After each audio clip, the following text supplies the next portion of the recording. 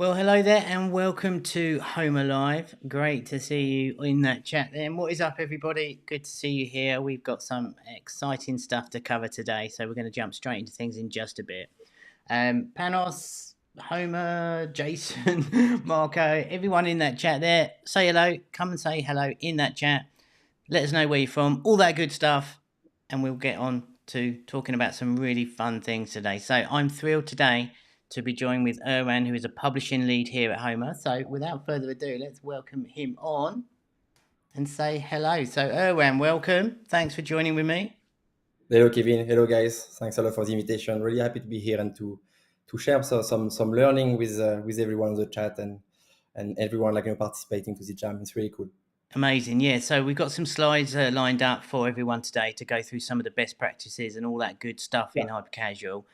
Just before we begin, would you mind if you could introduce yourself to everybody for anyone who doesn't know who you are and what you do here at Homa? Yeah, sure. So my name is Erwann. I'm French. You may have guessed from my accent.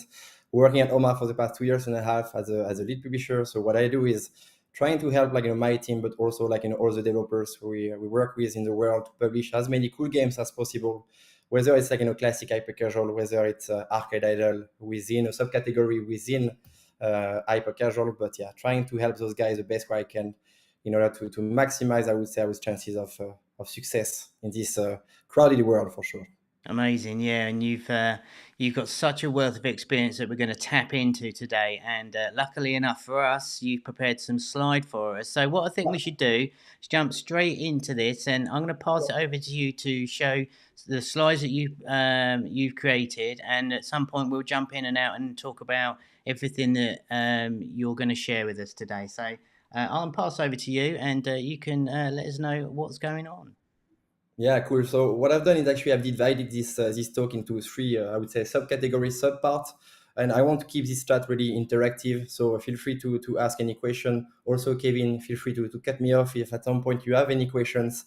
It's important. I think what we are saying is definitely, hopefully, it's going to be useful for you guys into the jam. But without further ado, let's dive into the content I've prepped for you today. I do that with all my talks. What I want to do before is a bit of a reminder, a bit of a refresher about some of the hyper-casual success factors. I've picked 4 of them. I could have picked, I think, maybe 10. Nevertheless, I want to touch base today on those 4 and the first one being relatable. What we mean by that is actually if you guys work on the content that speak right away to the audience, it could be like a day-to-day activity, it could be like some known characters like they've done in the past. Anything that would spark something, it would help actually to drop the CPI. So keep in mind, maybe if you are working on your prototype, if you can bring a bit of relatability into your prototype, it could definitely be useful. Second point I want to bring today is satisfying. You guys, maybe you've got a ton of experience in hyper casual, but as you know, your prototype has to be satisfying. For me, hyper casual, it's all about feeling good. When I download the game, I want to have fun. And it's important that you guys focus on this fun part when you make your prototype. What we mean also by satisfying is actually gratification. Whether it's a visual gratification, whether it's a reward, it's really important that every time the user would finish a level, there would be this kind of visual reward. You give some coin in order to unlock some skin, but it's important that you gratify, I would say, the player at every step of the way. So keep your prototype really satisfying. Third, keep it short. I'm pretty sure you guys heard about that many times, but your prototype has to be snackable. Snackability in hyper casual is really important. Keep your level short. Sometimes we do see prototype with a level of 1-2 minutes. It's actually not really hyper casual. Keep in mind, it's not RPG, it's not AAA, and people sometimes play your games on the go. So it's important that they want to have this short session of 5-10 minutes of gameplay maximum. So please keep it short. Also, last but not least, and I guess I will say that maybe 20 times to the talk, so apologize a bit in advance, but keep it simple. As you know, guys, hyper casual has to be simple. What I mean by that is onboarding has to be simple. The core game loop has to be simple. The UI, the menu has to be simple.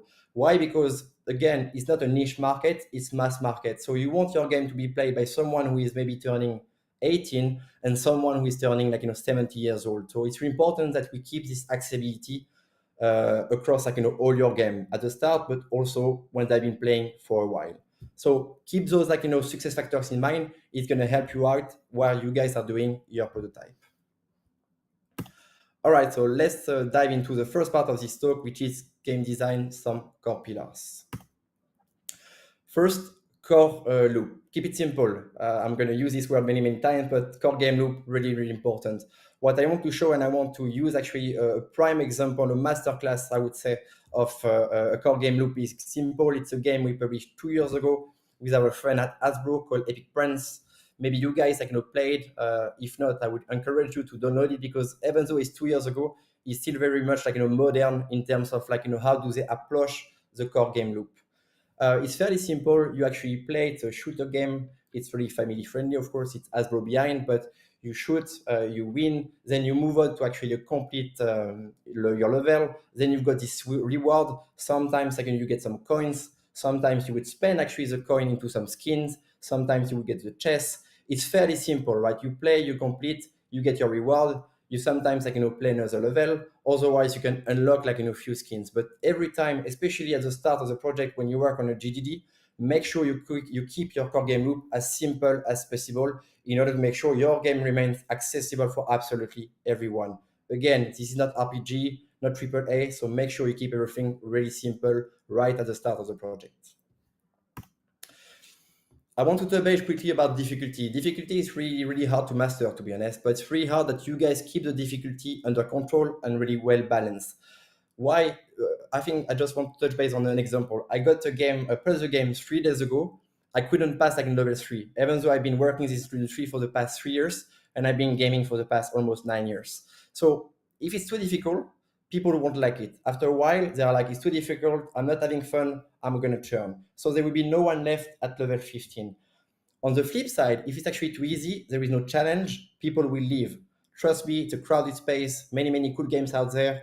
If it's too easy, there is no challenge, they're just going to leave after level 15 or 20. And usually what we say, especially for classic runner, for instance, they shouldn't have any difficulty between level 0 and level 5. But what's also important is, as the player is getting better into your game, it's important to bring a bit of challenge, or bring a bit of difficulty to your game. So it's really hard to master. Nevertheless, remind yourself that you guys are expert in this field. You are used to play games every day, but the audience is actually not. So make sure you keep your game fairly well balanced and fairly simple, without forgetting to add a bit of challenge along the way. Nevertheless, try to master this right at the start of the project. I found this chart on Adjust, but I've seen the charts many times. I think it represents really well. You have this game flow. It's important that the trajectory, you keep the player ability, difficulty, so you manage to actually make it work really well. I've touched base quickly on that.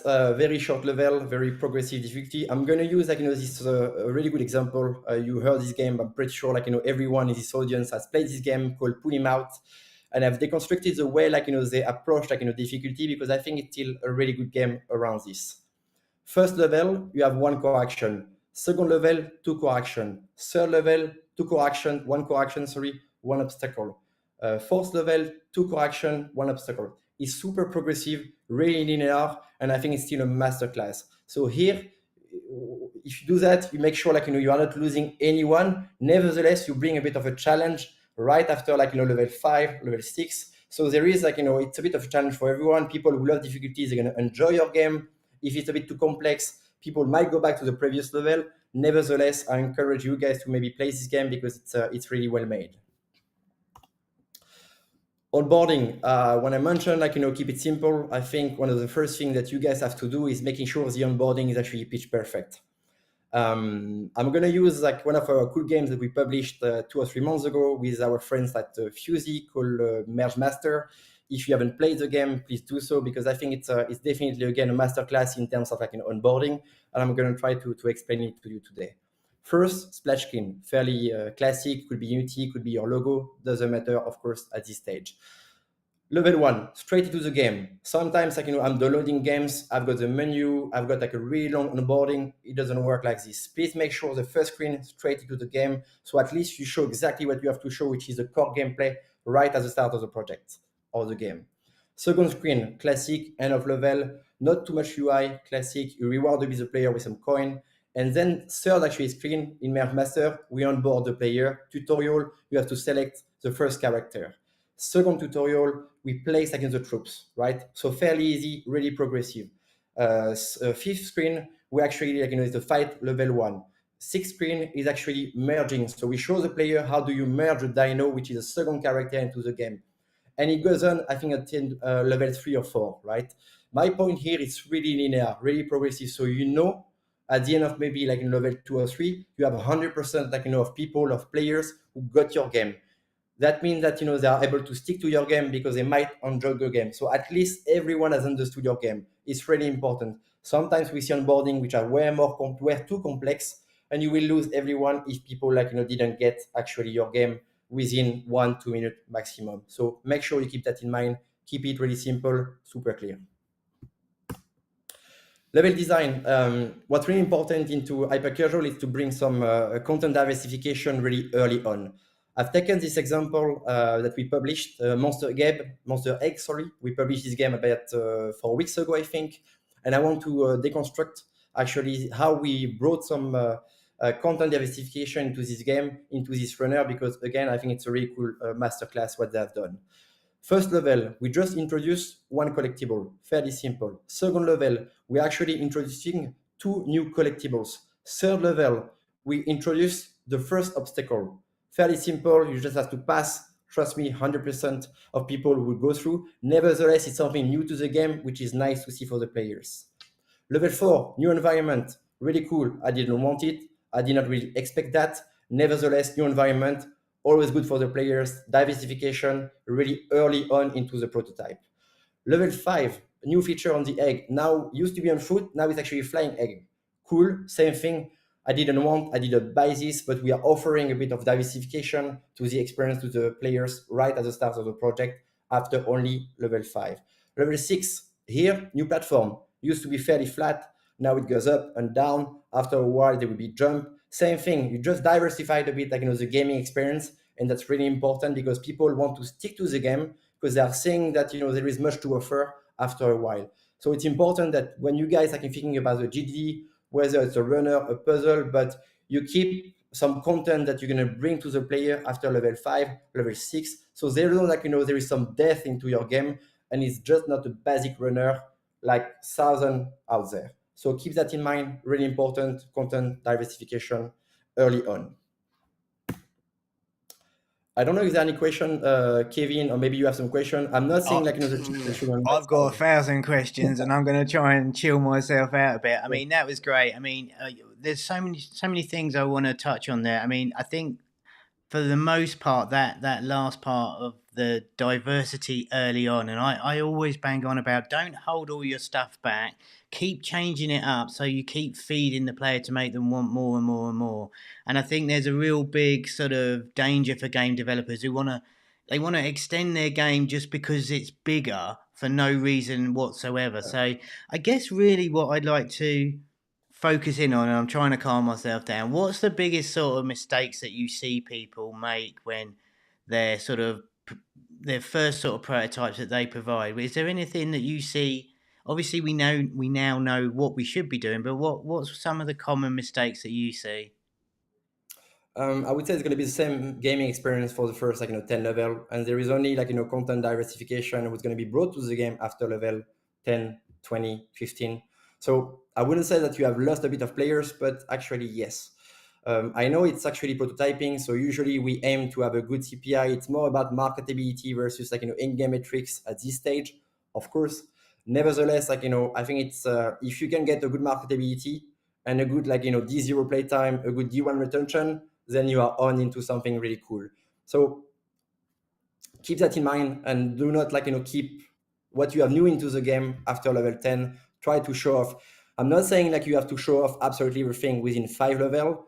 As I explained here, I think it's pretty cool what they have done. It could be just a color diversification on the collectible. It's actually the same DNA here, right? As you can see from level 1 to level 2. Nevertheless, it's something new to the eye, which is really cool to see, and players absolutely love it. Yeah, it just keeps that interest up and makes it exciting. And you feel as a player, it's like, oh, what's going to come next? And it's like that the surprise and wonder of it all. And of course, like you said, you don't have to do everything like every single level. Maybe do it every other level, and that kind of thing. If you can always build more content out and add that stuff in. The other important part for me with that was the onboarding, and it's a kind of a pet peeve of mine where you've got all these buttons straight as you load up the game, and I've got a Yeah. shop and I've got upgrades, and I've never even played the game before. So I think it's really important for me to iterate what you said about just take them straight into the game. Play that first level, a non-death level where they just get hold of the controls and figure out the game piece by Yeah. piece. And I really love the fact that you that in Merge Master, you kind of the first 5 levels are almost an extended tutorial without even realizing you're doing a tutorial, and I think that's really key. Um, I think if there's let's just quick look at the chat here. Have you got your questions, by the way? Do put them in that chat there. If you can put a Q colon in front of your question, we can come back to them at the end if we've got time. Um, but Anil says, what do you think about how many levels and different intro of new assets are needed for the minimum viable product or the prototype? So how many levels or different intros and assets do you think is acceptable? Um, so in terms of level, usually what we ask is between 10 to 15 levels for a first prototype. So at least we will get you will have a bit of diversity to show off into your creatives, but also we might be getting some decent playing time. If it's below 5, 6, 7 levels, I don't think there is enough to show to the players in the creatives. So usually, if we are talking about a classic runner, for instance, we aim and between 15 to 10 levels, I would say. Yeah, I think that's perfectly true. Obviously, I'm not going to disagree with you, but yeah, I mean, you No, smashed no, it. no, no, That's but exactly right. I mean, this, it's always a difficult one, and it depends kind of on the type of your game, right? yeah. But yeah, you want to give the players enough to get into it, and I think the most important part of that is that you got to remember we're building videos as much as a prototype here, and therefore we need to make sure you've got a good amount of stuff to add into the videos to make it look exciting and alluring. Just before we move on, do you force players to lose on the onboarding at the first of start of the game? I don't know who actually asked us this question. It's a good question to ask, to be honest. That's something that we've done in Merge Master, which was a bit something new. It's obviously something that we A/B tested a lot. And if you publish with us and you go towards, I would say, publishing, we will do a lot of A/B tests. I'm not going to name how many A/B tests we've done on Merge Master, but quite a lot. So it depends about the game, really. Sometimes puzzle, it could be a good thing to lose at the first level. I wouldn't recommend it if it's like a classic runner. It's not like in a standard procedure. Nevertheless, sometimes it could work. So I would aim to not lose at the first level. Nevertheless, it's something that is definitely we must A/B test to see how people will react to that. But at the first, for the prototype for this slam, I wouldn't really recommend it, to be honest. Yeah, that's an amazing question, and I hadn't even Very considered good that. And question. if you'd have asked me out of context of this today, I would have said absolutely not. I mean, I think I mentioned it before Yeah, this question. Do not make sure it's a non-deaf thing to get the players into it, but it's kind of an interesting one because we see the adverts on the CPIs where they fail all the yeah, time, and you just go, "Ah, I can do that's it," and true. that Yeah. I guess drives the installs. But yeah, it's an interesting one. But as I mentioned, the great thing about it is that the teams here at Homa do all the tests. We test all of this stuff, and if it works, then it works. All right, And let's I move think on yes, now if to the next part of your slides, if that's okay. And again, if you've got any questions, do put them in the chat, and I'll get back to them. So I don't forget, put a Q colon there, and we can get back to them. So I'll pass it back over to you. cool. No, just one thing I want to add on the onboarding. Obviously, you guys and us at Homa, we are experienced into hyper casual. We've been doing that for a while. But what I usually like to recommend to anyone is give your phone to your friend, your girlfriend, boyfriend, whoever. What we used to do before the COVID, unfortunately, now it's hopefully things we go back to normal. But we used to go in the streets. We used to hand over our phone to anyone saying, "Hey, have you got 2 minutes? Can you play my game?" And you can see how people will react, right? And it's always sometimes a bit of a wake-up call because you see people don't get it. It's really frustrating because you've been working on this for 2 weeks, but sometimes it's actually a good reminder that again we are not really the audience of the games we are making, and it's a great tip for anyone. If you get a bit money, sometimes you can use like some playtest tools that you can find also online to test like your build. But anyway, make sure like you hand over your phone, your game to some people around you so they can play and give you some honest answer. Sometimes we are a bit in a bubble, and again, sorry, hyper casual. It's all about like mass audience. So keep that in mind. Yeah, I just want to add. That's why I've come back on here real quick, because it might be really awkward to add to a stranger, and you might get beaten up or something. But the most important thing is you hand the game to whoever, even if it's a family member or a friend. But don't say anything, and don't ask them, like, don't go, oh no, you press that, you press that. That's the last thing you want to do. Like Erwann said, put it in their hand and just watch how they react, because you might be really surprised that they actually something that you thought was super obvious and easy that they don't get, and that's your best feedback you can achieve ever. All right, I'm going to pass it back, and I'm going to try and shut up. There you go. Back to you, sir. Let's carry on. So, guys, I've played some slides about marketability and creativity. Katya at Homa, we do a talk around like how do you make kick-ass creatives. So make sure you attend this session because I think it's going to be great, and she's got like tons of experience.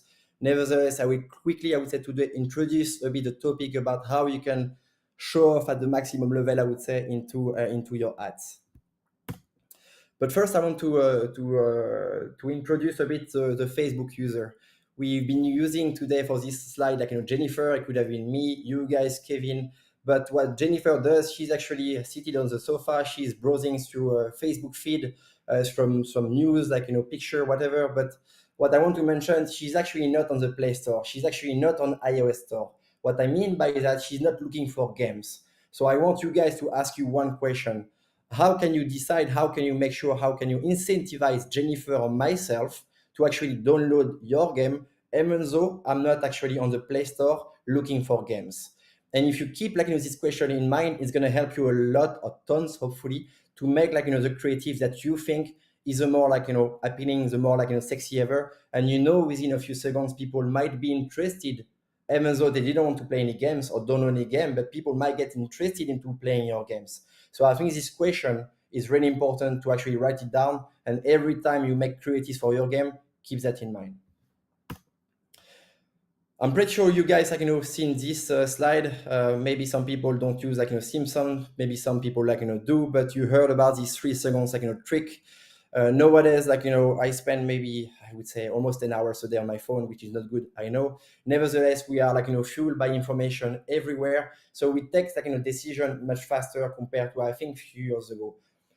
Usually, and this is what we are seeing on the different network we use, people would process the information within 1-2 seconds, and then can take the decision to download or not your game within 3, 4, 5 seconds. So every time you guys again make some creatives, make sure you just show off right at the start of the creatives. Otherwise, people won't download your game. I just received a batch of creatives on the runner, I think 2 days ago. 6 creatives, all the same. First mistake, of course. And also they all start the same way. A basic stickman running for 4 seconds, nothing happened on the gameplay, and then the juicy part came in. We lost everyone, CPI $2. So it's basic principle, but again super important while you guys are making your creatives. And I want to show you, and I want to discuss about some tips that I've prepared for you today. The first one, it's all about clarity and show the direct message. I've used Superman. We don't have the IP. Please don't make any games about Superman. Nevertheless, I think it's a great example. On the left, sorry, you have this kind of cartoon. Look up the sky. It's a bird. It's a plane. It's actually Superman. 4 seconds, we lost almost, I would say, 60% of the viewers of this ad. So what you have to do is right away, if you got one day the IP and you partner with Superman, right away you start with the logo, or you start with actually Superman flying like crazy in New York in order to save someone. Don't tease. Show the gameplay, go clarity, and you go full on. Trust me, you will see the impact on creatives right away. Tips 2, it's important that you don't make the ads. I was mentioning my disappointment about having 6 ads exactly the same, which is a bit of a pity because actually the runner, there was a bit of a meta, not a recommendation while you make prototype, but there was a bit of a meta as well. So I was we could have been making one creative on the meta, one creative on the runner. Here, I've taken this example about enough prototype made, and actually you have different, I would say, story or scenario within the game. So the first one you assemble. The second one is actually a classic shooting, aiming game. The third one is actually unpacking. Here, what we've done, fairly basic, but we made one creative about assembling, another one about shooting, and the last one about unpacking with different colors and scenarios. So what we've done is we just show what we had to show. We've shown the maximum possibility, and I think what we had to offer to the viewer on the game, we did not limit ourselves just the shooting part. That would have been clearly a missed opportunity. So make sure one had one clear message, one clear objective. Tips number 3, number 4, colors and camera. And I've taken 2 examples of games that you may have heard, guys. But the first one is a classic, I would say, swinging, a running type of game. Top creative, you have a CPI 0.82, and we managed to actually divide this CPI by 2 to reach 0.43. By using different tricks that you guys might be aware of. If not, I'm happy to go through them. A closer camera, a more immersive, I like to call them camera. Color contrast are a bit different. Environment are a bit different. We definitely exaggerated I would say the gameplay during the first 3 seconds.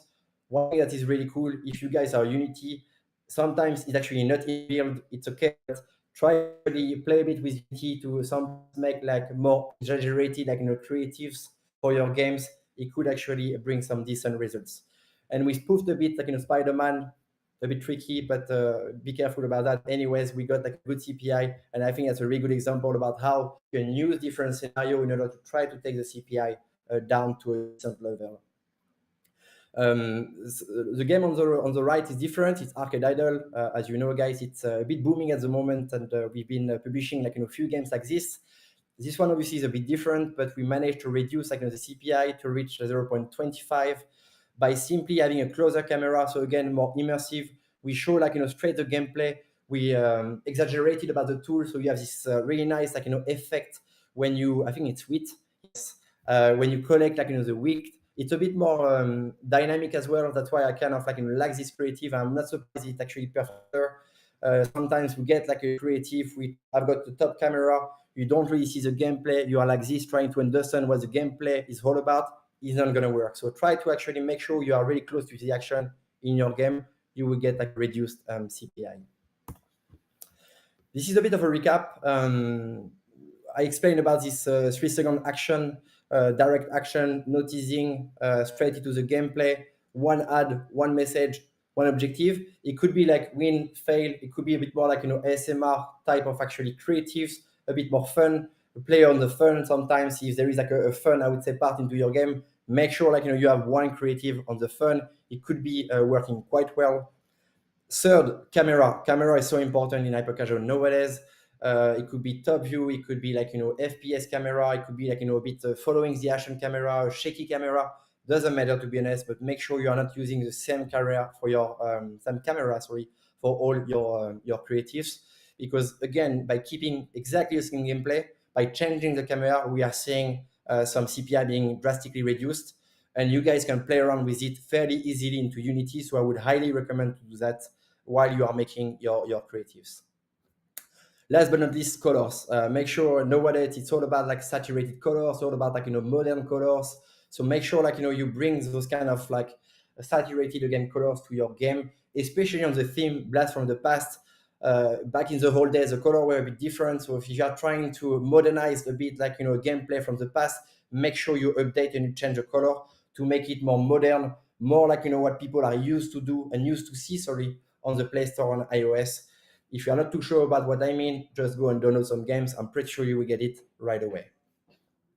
No need for editing. Sometimes we receive the creative when you have a lot of text at the bottom, a lot of emoji. Don't bother too much, to be honest. You're not gonna get a CPI from $2 to actually 20 cents just by adding a top banner. So focus on the core gameplay, focus on the camera, forget about the rest. You will save some time for you guys.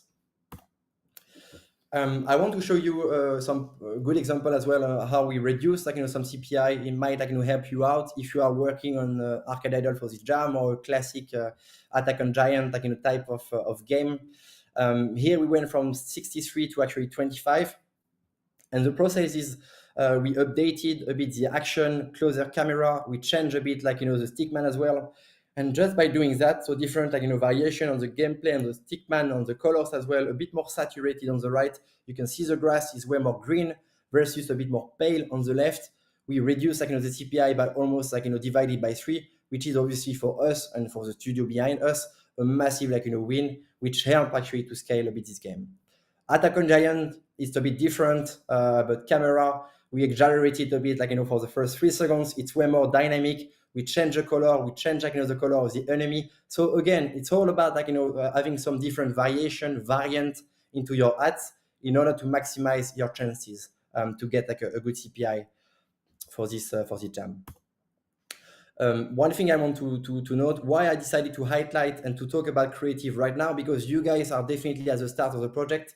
So it's important that while you are making your prototype for this jam, you sometimes like, keep thinking about the creatives you're going to be making at the end of this jam. The worst thing I think that you can do is you've done your game and then you reflect saying, okay, now I've got my game. What's going to be juicy in my game? What should I highlight? It doesn't work like this, right? So make sure like, you keep the creative in mind while you are working and developing your game. Trust me, at the end, the process of making the creative gonna be so much easier for you guys versus doing it at the end. Yeah, I just thought I'd come in here just to disrupt the flow, of course. But I thought that last thing that you mentioned about, when you start, and it goes back to what you first said about, showcasing some of the best parts of your game in the first few seconds of the video. And to touch and to go full circle on what you've just said is the fact is if you don't know what to show in those first few seconds, you probably haven't got anything exciting enough in your game already. So you need to think about the end product and work backwards a little bit in that respect to make sure you've got something interesting to show and make sure you show your best bits really early on. Don't hold back on Exactly. it. Some amazing points on that. I really enjoy the ones where we see where you've moved the CPI from what was 63 down to 20 something on the Arcade Idol game. And what was interesting to me about that one is the first one was not massively dissimilar to the M1 there. That's true. The camera was a bit more shaky on the first one. It was a little bit more frantic, and then you introduced what was like a massive, I don't know, like some big cutting thing. Let's just flick back to it there. I think you are muted, Kevin. Thank you, sir. I'm getting schooled on how to run the stream. Thank you. Yeah, so apologies for that. Yeah, so I was just saying on that first one, the 63 CPI on Garden Farm is really sort of shaky. But when we get down to 25, actually it's not that different. It's just really refined and boiled down, and we've got that big sort of cutter type thing on the end there, and I think that's super important. So that's super interesting to me. Thanks for sharing that. I'm going to flick back here again. So yeah, I was muted halfway through that. Oh my god. All right, yeah, but some really great points there. And the last thing I wanted to mention and just reiterate again on what you said about the camera angles. It's really interesting and really kind of easy and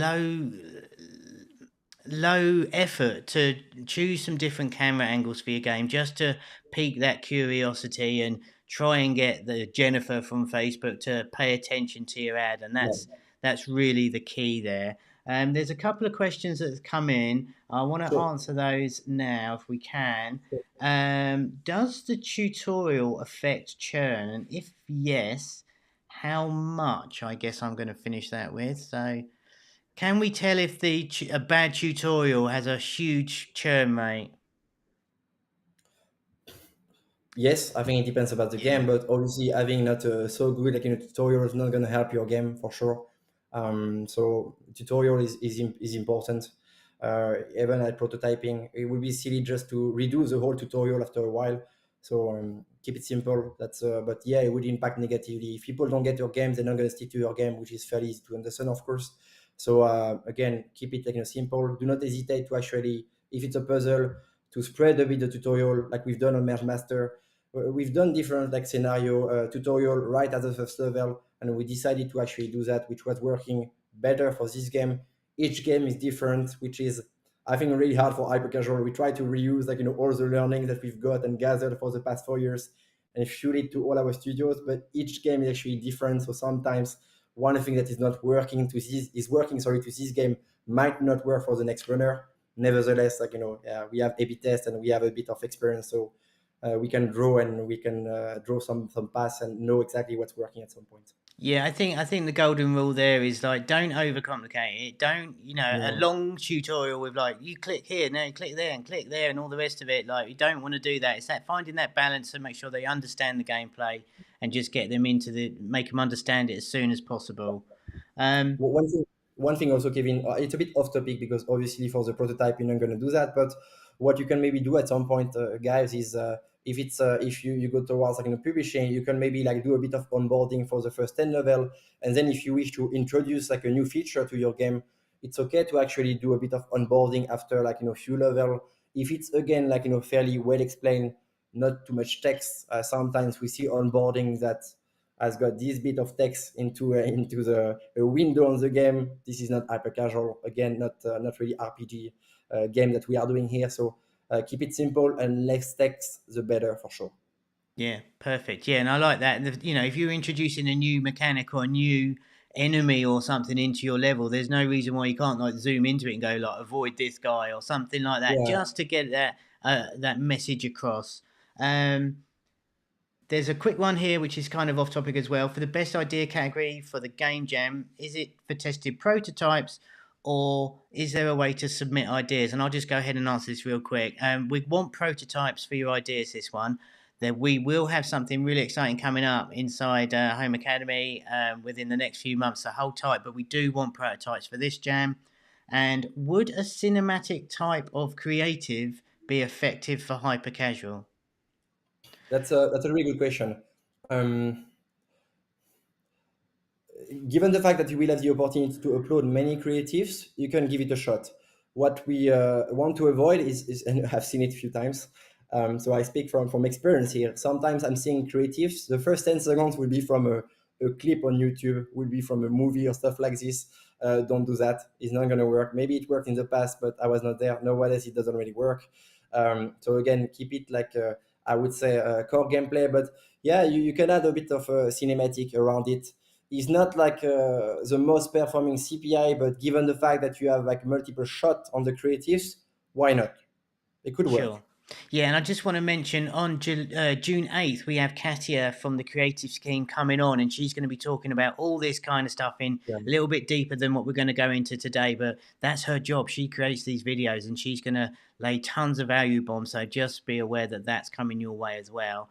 The last bit I just want to mention was I've totally lost it. So I'm going to hand back because the moment's gone and I've forgotten what I was going to say.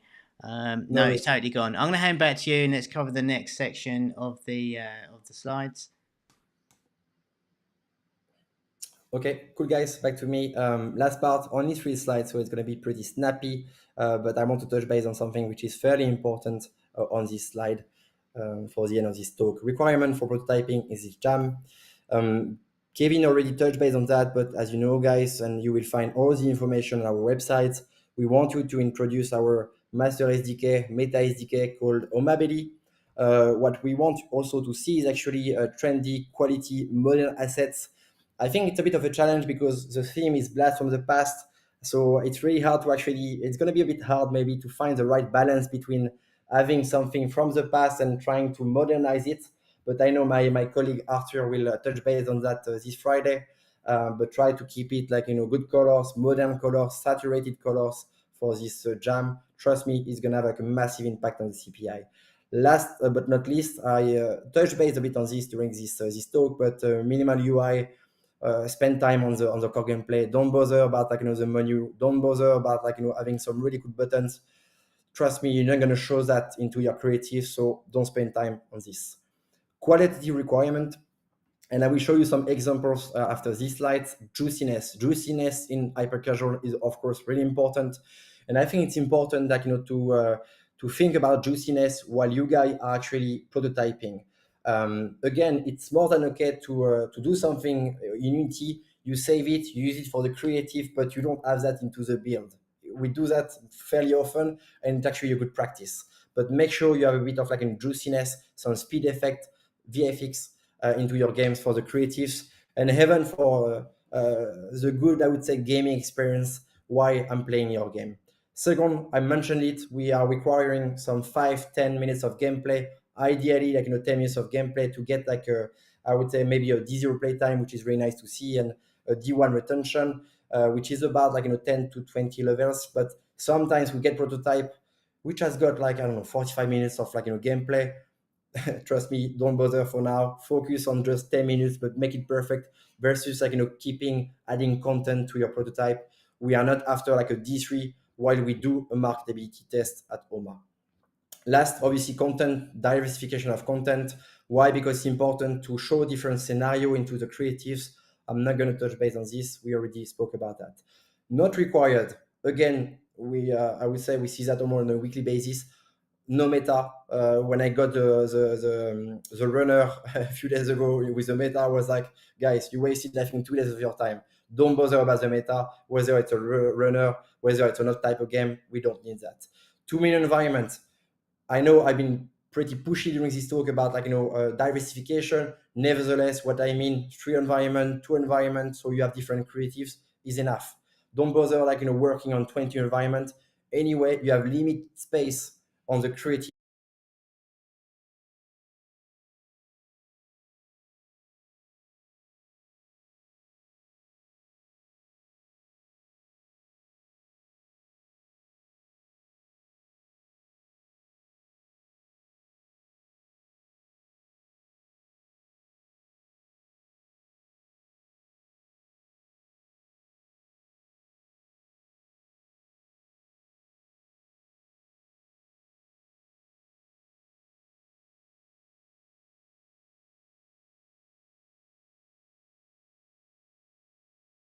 Actually like found this fairly old actually a YouTube video about a shape animation example. You have many tutorials on YouTube, on Unity as well, how to bring some juiciness into your gameplay, to your project is really important. I think juiciness is more important than it was a few years ago, so make sure like you dedicate a bit of your time while you are prototyping to bring some juiciness to your game. At the bottom is just 3 pictures that images that I love about an helicopter, and you can see like the different approach here on the camera, on the particles flying around, and this has got a massive impact again on the CPI. To finish off, I wanted to highlight like 3 I think cool examples about a game we published recently, and I want to highlight the juiciness brought to actually this prototype. What you guys are seeing is not creative that we made. So it was not made by Katya, for instance. It was actually made in testing by the dev, which is important to mention. First game is something we launched, I think, 2 months ago now, 10 weeks ago. It's called The Draft. It's a bit arcade idol type of game. And what I think is really cool is every time you unlock, you can see the bouncy effect on the tile. You can see a bit of like, particles. It's not like fireworks everywhere, and it shouldn't be. Nevertheless, just on the eye, you think, ooh, it looks like a qualitative game because these kind of small things, bouncy effects, the player moving nicely, etc., it does work really well on the creative. Second game, different style, called Ground Digger, published earlier this year. It's different style, of course, but you can see this little character flying, then going down. You can see the speed effect is quite juicy. You can see the rock like flying around, super cool. And for us, it's bread and butter as well afterwards on the creative because we love those things. Last but not least, really successful like a runner we launched in Q4 last year, investment run. You can see I love like the fact that you have the bill flying around. Sometimes we play a bit with the camera. You can see it's behind the character, it goes up when you fail. All those things as well do help us, and it's going to help you guys a lot on the creative to try to bring down the CPI, while you are doing the test on HomaLab. So all those examples are great. You can anyway take, I would say, the top 50, see what they are doing, try to just like copy more or less what they are doing, but please do not overdo it. What we don't want to see is like particles, fireworks everywhere. It has to be subtle, but it has to be present into actually your prototype because it's something that you guys want to highlight into your creatives. And I think that's it for me, Kevin. I don't know whether there are Awesome. some Yeah, questions we'll left. we'll cover a few points there. I just want to say it looks like YouTube killed our sound for like 5 seconds or something, so we might have missed a bit. So apologies for that, guys. That was the YouTube gods did not shine upon us then, but we only lost about 15 seconds, I think. So yeah, really interesting to go through. Can we just pull that slide up again on your first slide of that to go through, the real sort of fundamentals of some of the requirements on that? Let's This one? just do that and make sure I don't mute myself again because sound is being a problem today. Let's just run that. Okay, so what I wanted to really talk about here is the Blast from the Past theme is obviously we want to try and reinvent and reimagine games from the past. But I think one thing that I wanted to get across on this side was more to do with what you mentioned about the trendy quality assets and Yeah. thinking about the game's core loops rather than the games themselves. We don't want um, we don't want the old graphics going in old games. We want thinking of an old game from the past or maybe a part of an old game from the past that you can then reinvent and reimagine for 2022. And of course, we want the games to feel like they're at home in the App Store and bang up to date trend wise. The other thing I wanted to mention on this one is obviously the juiciness I think is super important, and that was you touched on that right at the end that you didn't want to overdo it. And I think the Yeah. Zedwarf run is perfect because it just bounces and pops, and it really you totally understand what's happening in that video. And I Yeah. think it's that fine balance, isn't it? Yeah, which is obviously maybe sometimes hard to master. Nevertheless, it's important to give it a shot. It's just you see that in almost every game nowadays. So juiciness has to be present into your games. Again, it's a prototype, so don't spend 20 days on this. Nevertheless, if you do have some experience and you can bring a bit of fun, juicy into your games, I would highly recommend to spend 1 or 2 days on this for sure. Yeah, it's all about focus on the right thing. Don't spend hours adding. And I think Owen mentioned earlier, adding a banner onto your creative is not going to drop your CPI. That's the Mm. fine tuning at the end where the team here will test 1,000 different strat lines to see which converts the better. But yeah, concentrate on creating a really solid core loop that's bang up to trend, but look to the past for inspiration. And a lot of the old games as well. We see I forget. I think it's Go Balls from Supersonic. It's just like Marble Madness of a few years ago. Yeah, There's if you compare those two games, they're exactly the same. It's just they just had a bit of a new modern twist on it. So exactly. before I forget, Owen, I'm just before I forget because I tend to forget quite a lot. I will make these slides available for you because I think there's so much value here. We will get you a link to this, and Owen will share his slides so you have Yeah, this as a reference to move on. I think for me, if there's any more questions, you need to hurry up and get them in that chat right now. I think really is there anything else any sort of closing thoughts on overall that you want to really emphasize today? I mean, you've covered so much; it's been amazing, but I yeah, think it's it's just maybe hard to summarize what we've been discussing for the past 50 minutes, but I think I said at the beginning one word that I'm going to be using quite a lot is simplicity or keeping things simple. And again, you guys participating into this jam, you are experts. You maybe have been doing that for a while. You love gaming. You maybe play games every day. But again, think about the audience behind. It's really important that you put your shoe into the shoe of Jennifer or anyone else, to be honest, who might not be a gamer. And again, the audience is from 15 years old to 70 years old. So make sure you always keep that in mind while you are doing your prototype, because accessibility nowadays is really important in order to get a good CPI. So keeping simple, and yeah, just best of luck. I think it's we are really excited to see what you guys going to be cooking for us in the next few weeks. I'm pretty sure we will end up hopefully publishing really really cool games, and I'm excited personally to see all the games being tested on HomaLab in the next few weeks. yeah, amazing. And I cannot thank you enough for coming on and sharing your knowledge with us. I really enjoyed that. There's so much value to be had there. Just a Just one reminder thing. to everyone, we will be joined with Arta on. Okay. Friday, where we'll be Yeah. talking a little bit more on the theme and how we can use new assets in old games. So expand on that topic a little Yeah. bit. But I think, Erwann, that was fantastic, and thank you so much for taking the time and sharing that with us. Give us a My, thumbs up in that chat or on the like and all that kind of stuff. This replay will not be up for long. You can get it via the dashboard on Homa Labs inside the Game Jam section. But we really appreciate everyone coming on today, and Erwann especially. Thank you so much for joining with us, and yeah, we're all pretty excited here. Awesome, Jason. Nice one, dude. Thank you. All right, without further ado, that's going to go and wrap it up for us today. Thank you once again for joining with us, and I would like to thank Erwann for taking the time and my dropping all pleasure. those knowledge And bombs. Okay. you can hit me out on Discord if you have any question, of course, guys. I'm happy There we to go. chat Yeah. with you. So thank you for reminding me. I am getting learned a lot today. Don't forget to come and join us on the Discord. If I spoke to Yeah, you or you're on the Discord already, hello. Glad to see you in there. But if not, the link will be in the description of this video for the Discord. Come and join us over there and we'll answer all your questions and all that good stuff. So, with that said and done, that is going to go and wrap it up for us today.